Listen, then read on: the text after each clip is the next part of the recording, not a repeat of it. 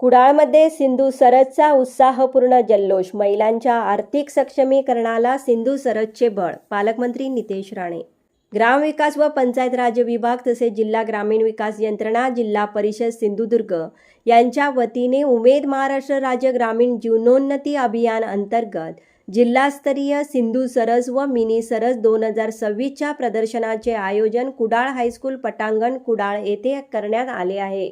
या प्रदर्शनाचे उद्घाटन पालकमंत्री नितेश राणे यांच्या हस्ते पार पडले. उद्घाटन प्रसंगी पालकमंत्री नितेश राणे यांनी स्टॉल्सला भेट देत महिलांच्या उत्पादनांची पाहणी केली. हे प्रदर्शन 21 ते 25 मार्च 2026 या कालावधीत सर्वांसाठी खुले असणार आहे. या 5 दिवसीय प्रदर्शनात तब्बल 75 स्टॉल सहभागी झाले असून बचत गटांच्या महिलांनी तयार केलेल्या विविध उत्पादने पाहण्यासाठी व खरेदीसाठी नागरिकांची मोठी गर्दी उसळली आहे.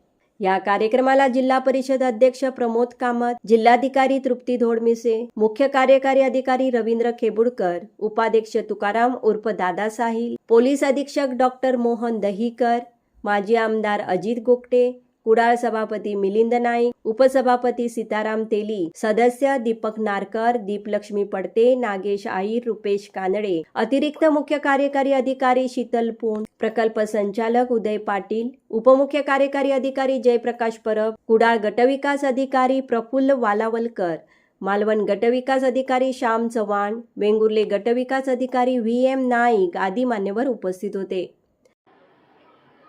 या उपक्रमाला गेली 5 वर्ष आमची सिंधुदुर्ग जिल्हा परिषद पंचायत समिती अतिशय यशस्वी पद्धतीने आयोजित करते आहे.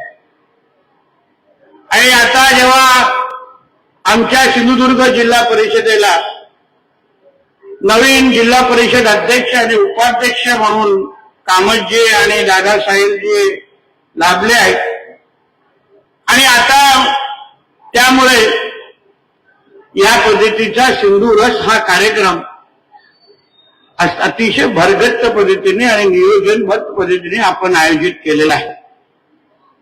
या निमित्ताने आपण असंख्य माता भगिनींना खऱ्या अर्थाने व्यासपीठ मिळवून देण्याचा हा उपक्रम आहे. आपला सिंधुदुर्ग जिल्हा ज्या जिल्ह्यात लोकसंख्यामध्ये महिलांचा टक्का जास्त आहे आणि म्हणून जेव्हा सिंधुदुर्ग जिल्ह्याच्या विकासासंदर्भात आम्ही बोलतो, आम्ही सिंधुदुर्गाच्या भविष्यासंदर्भात जेव्हा आम्ही विचार मांडतो, तेव्हा आमच्या माता भगिनींना अजून आर्थिक सक्षम करणं हे सिंधुदुर्ग जिल्ह्याच्या विकासाशी थेट निगडीत असल्यामुळे अशा कार्यक्रमाला वेगळं महत्व येतं. या कार्यक्रमाचे आयोजन निश्चित पद्धतीने चांगलं झालं आहे. त्याच्यामध्ये काही दोन विचार. काही स्टॉलला मी स्वतः भेट दिली आणि प्रत्येक माता भगिनींचे त्याच्याकडे स्टॉल आहे, त्यांच्या चेहऱ्यावरचे उत्साह बघितल्यानंतर निश्चित मनापासून समाधान वाटतं. मी काही माता भगिनींना त्यांच्या स्टॉलला भेट देत असताना मी विचारलं का बाबा आपला हा प्रोडक्ट आहे का, आपली ब्रँडिंग आहे का, आपला स्वतःचा कारखाना आहे का, तर त्या सगळ्या हो म्हणतात. आणि मी त्यांना हेही विचारलं की आपल्या कारखान्यामध्ये किती महिला काम करतात. काही लोक 5 म्हणतात, काही लोकांनी 15 म्हणतात. खेबुडकरजी, आमचे कामत आणि आमचे दादा साहेब आणि आमची जिल्हा परिषदची पूर्ण टीम आपण सगळेजण एकत्र मिळून या बचत गट स्टॉलमध्ये जेवढे स्टॉलमध्ये बचत गट आहेत किंवा जेवढ्या माता भगिनी या सिंधू रस मध्ये आलेल्या आहेत, आपण एक उद्दिष्ट नजरेसमोर ठेवलं पाहिजे की ह्यांच्या कारखान्यामध्ये आज अगर 5 कामगार किंवा 5 कामगार त्यांच्या बरोबर काम करत असतील, 5 माता भगिनी काम करत असतील, तर पुढच्या वर्षी ते 5 चे 15 कसे होतील यावर आपल्या सगळ्या जणांचा प्रयत्न असला पाहिजे. त्याच्यावर या कार्यक्रमाचे यश आणि अपयश खरं म्हणलं तर अवलंबून आहे.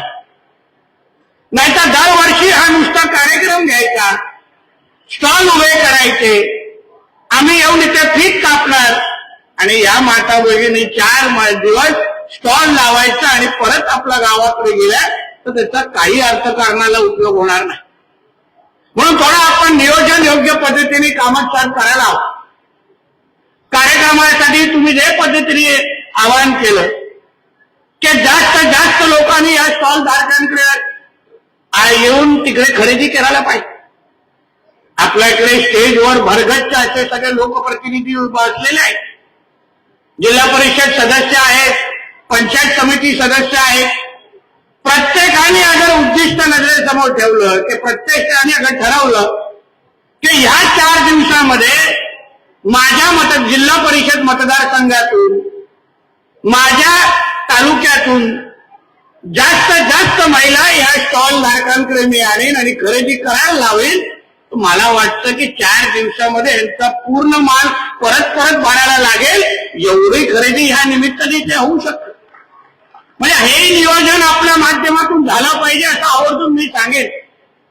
नुसतं आपल्याला या कार्यक्रमाला उपस्थितीपर्यंत पाहू नका, पण माझ्या मतदारसंघामध्ये परत गेल्यानंतर मी आज सिंधुरसचा प्रचार प्रसार करून ह्या इथे जास्त जास्त महिला जास्त खरेदी करणे लोक या स्टॉलला कसे भेट देऊ शकतात याचंही नियोजन जिल्हा परिषद सदस्य आणि त्याच्या सभापतींनी केलं पाहिजे, तरच या पद्धतीने सांघिक काम दिसेल. नाहीतर जिल्हा परिषद घेत आहे, मी फक्त आपला उद्घाटनाप्रसंगी उपस्थित राहीन आणि नंतर घरी जाईल, यावरती ठेवू नका. आपल्याला सिंधुदुर्गाचं अर्थकारण किंवा जसं सन्मान्य राणे साहेब उल्लेख करतात की आपल्या जिल्ह्याचं दरडोई उत्पन्न अगर आपल्याला वाढवायचं असेल तर ग्रामीण अर्थकारणावर आपल्याला जास्त लक्ष द्यायला लागेल. आज काही हे जे प्रोडक्ट इथे पाहिल्यानंतर अतिशय चांगल्या क्वालिटीचे चांगल्या पद्धतीने पॅकिंग झालेले प्रोडक्ट आहेत. मग ह्याला बाजारपेठ मिळवून देण्याची जबाबदारी ही आपल्या सगळ्यांची आहे आणि त्याही दृष्टिकोनातून व्यासपीठावर बसलेल्या सगळ्या मान्यवरांनी त्या निमित्ताने विचार करा. उमेद मॉल सारखी एक चांगली संकल्पना आदरणीय मुख्यमंत्री देवेंद्र फडणवीस साहेब आणि आमचे ग्रामविकास मंत्री सन्मान्य जयकुमार गोरेजींनी महाराष्ट्राच्या समोर मांडलेली आहे. राज्याच्या प्रत्येक जिल्ह्यामध्ये एक मोठा उमेद मॉल येणार आहे, निर्माण केला जाणार आहे, ही आमच्या महायुती सरकारची संकल्पना आहे आणि लवकरच आपल्या सिंधुदुर्ग जिल्ह्यामध्ये पण येईल. आणि म्हणून जेव्हा आपण बाजारपेठ मिळवून देणं हेच अगर आपल्याला बजेट गटाला सक्षम करण्याचा अगर मुख्य हेतू असेल तर त्यासाठी जास्त जास्त प्रयत्न करणं हे अत्यंत गरजेचं आहे.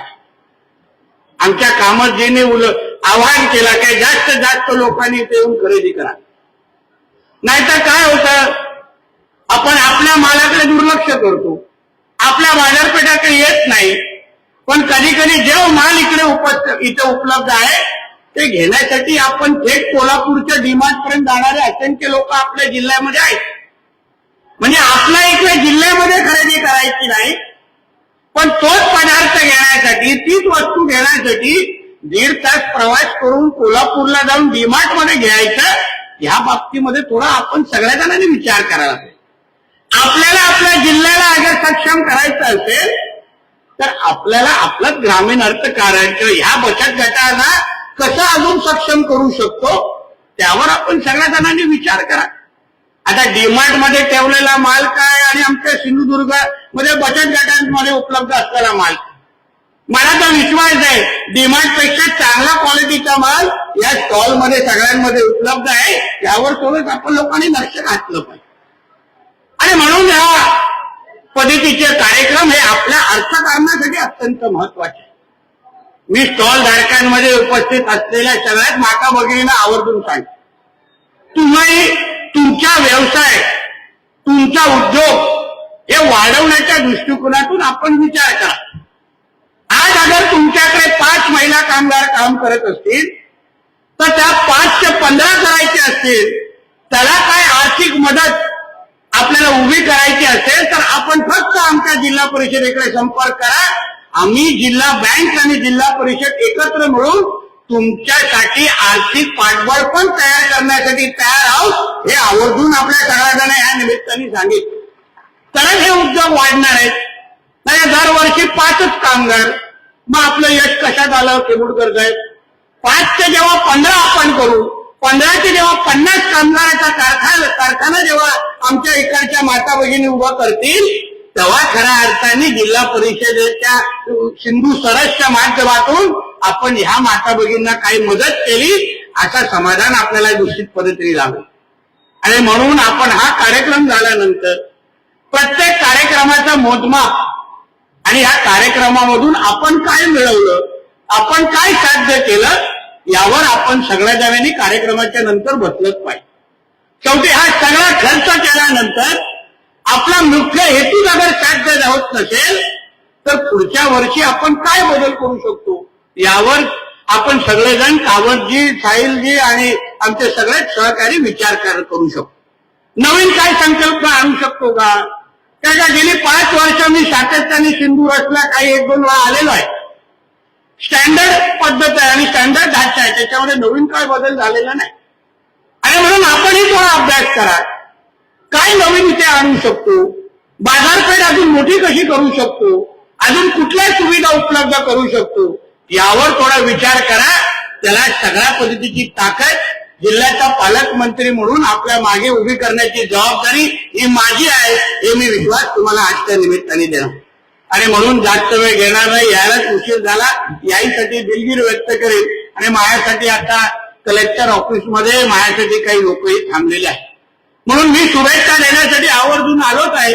पण त्याचबरोबर या सिंधू रसला या पुढच्या 5 वर्षामध्ये आपल्याला चलता आलेख दाखवायचा आहे.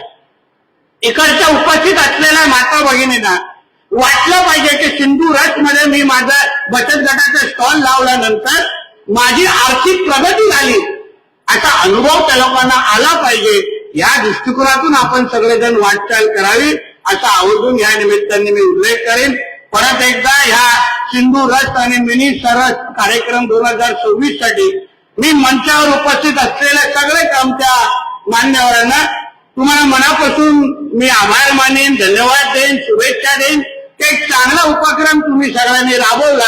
पुढचे 4 दिवस जिल्हा परिषद सदस्य आणि आमचे सगळे सहकारी सातत्याने आपणही या कार्यक्रमाकडे लक्ष ठेवावं, नाहीतर उद्घाटन झालं आणि सगळे तिथून निघून जावं असं काय आपण कृपया इथे करू नये.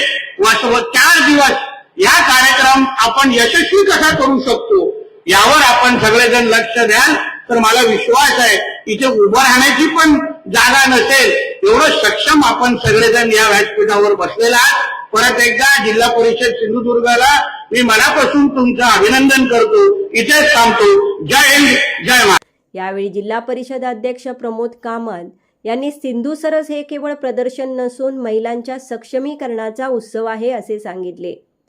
चूल आणि मूल या मर्यादित परिघातून बाहेर पडून महिला आता उद्योग क्षेत्रात स्वतःचे स्थान निर्माण करत आहेत.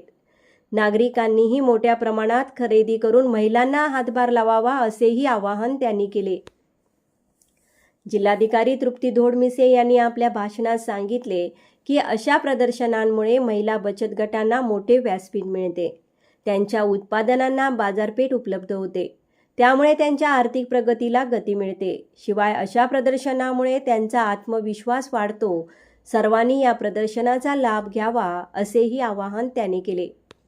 जिल्हा परिषद मुख्य कार्यकारी अधिकारी रवींद्र खेबुडकर यांनी प्रास्ताविकात या प्रदर्शनामागचा उद्देश स्पष्ट केला. ते म्हणाले, सन 2016 पासून आतापर्यंत बचत गटांसाठी सुमारे 850 कोटी रुपयांचे अर्थसहाय्य वितरित करण्यात आले आहे. सिंधुदुर्ग जिल्ह्यात 10,000 बचत गटांमधून सुमारे 1 लाख महिला जोडल्या गेल्या असून या उपक्रमामुळे सुमारे 15 कोटी रुपयांचा आर्थिक फायदा झाला आहे. पुढील काळात काही बचत गटांना उद्योग क्षेत्रात आणण्यासाठी विशेष नियोजन करण्यात येणार असल्याची त्यांनी सांगितली. यावेळी समीर चराटकर यांनी आपल्या सुरेल गायनाने कार्यक्रमाची रंगत वाढविली. कार्यक्रमाचे सूत्रसंचालन श्री गुरव यांनी केले तर आभार प्रदर्शन जयप्रकाश परब यांनी केले.